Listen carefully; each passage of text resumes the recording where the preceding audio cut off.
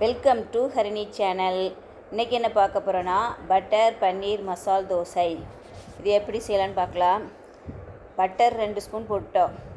Stove on பண்ணி ஒரு pan வச்சு பட்டர் 2 ஸ்பூன் போட்டு பட்டர் மெல்ட் ஆனோடனே பொடியாக கட் பண்ணி வச்ச பெரிய வெங்காயம்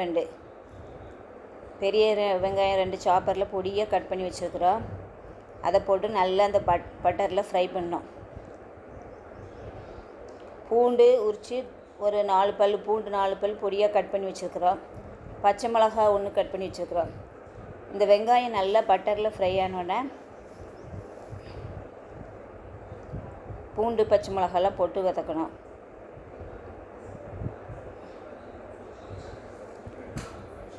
இப்போ பாருங்கள், வெங்காயம் நல்லா ஃப்ரை ஆயிடுச்சு. இப்போ நம்ம கட் பண்ணி வச்ச பூண்டு பல்லை போட்டோம். பூண்டு பல்லையும் போட்டு நல்லா ஃப்ரை பண்ணுறோம். கொஞ்ச நேரம் ஃப்ரை பண்ணோன்னே ஒரு பச்சை மிளகா பொடியாக கட் பண்ணி வச்சுருந்தோம், அதையும் போட்டு ஃப்ரை பண்ணுறோம். அதுக்கப்புறம் இதுக்கு தேவையான தக்காளி ஒரு பெரிய தக்காளி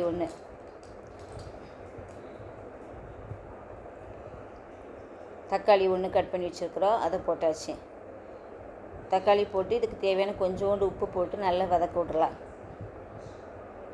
கொஞ்சோண்டு உப்பு போட்டோம்னா நல்லா தக்காளி வதங்கிடும். அதுக்குள்ளே நம்ம பன்னீரை நல்லா துருவி வச்சிடலாம்.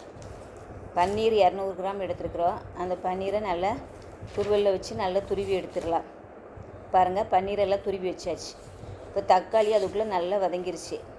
இப்போ நம்ம தேவையான மசாலாவெல்லாம் போடலாம். மிளகாய்த்தூள் 1 ஸ்பூன், கரம் மசாலா 2 ஸ்பூன், மல்லித்தூள் 1 ஸ்பூன் அப்புறம் போட்டு நல்லா தக்காளி கூட வெங்காயம் வதக்கின தக்காளி கூட போட்டு நல்லா வதக்கணும்.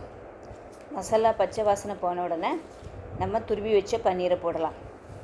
ஒரு 5 நிமிஷம் நல்லா மசாலா அந்த பட்டர்லேயே நல்லா வதங்கணும். வெங்காயம் தக்காளி கூடலாம் மிக்ஸ் ஆகணும். இப்போ தேவையான உப்பும் போட்டாச்சு.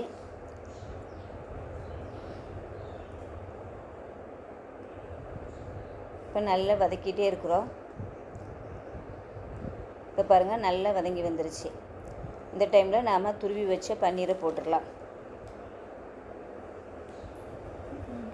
பேனில் ஒட்டாமல் அந்த அளவுக்கு நல்லா அழகாக வந்துருச்சு. இப்போ பாருங்கள், நாம் துருவின பன்னீரை போடுறோம்.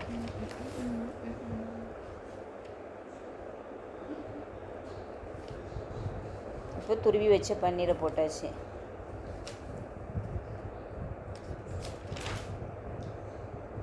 இதை போட்டு நல்லா மிக்ஸ் பண்ணணும். அந்த மசாலா கூட நல்லா பன்னீர் மிக்ஸ் ஆகணும்.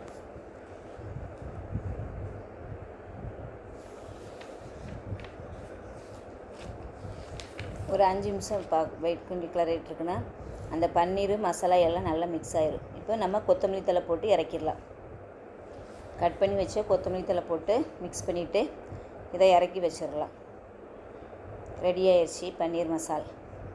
இப்போ நம்ம தோசைகள் வச்சு ஒரு கரண்டி மாவு ஊற்றி தோசை நல்லா ஊற்றி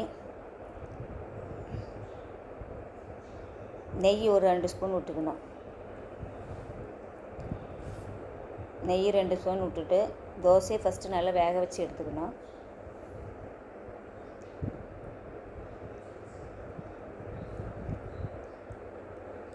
திருப்பி போட்டுடலாம்.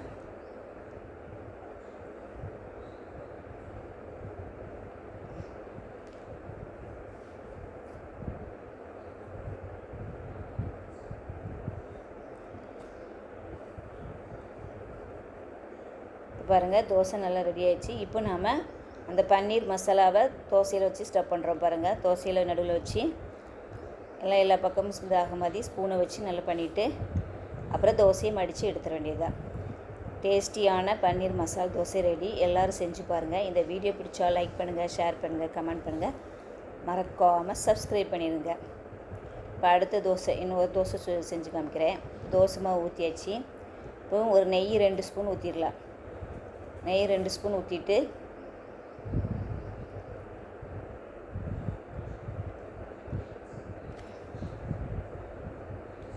தோசையை திருப்பி போட்டுடலாம்.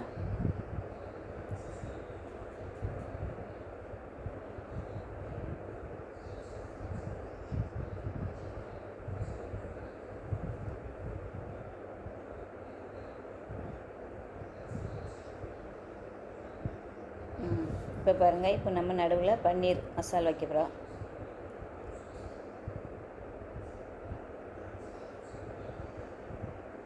பன்னீர் வச்சு அப்படி தோசையை மடிச்சிட வேண்டியதான்.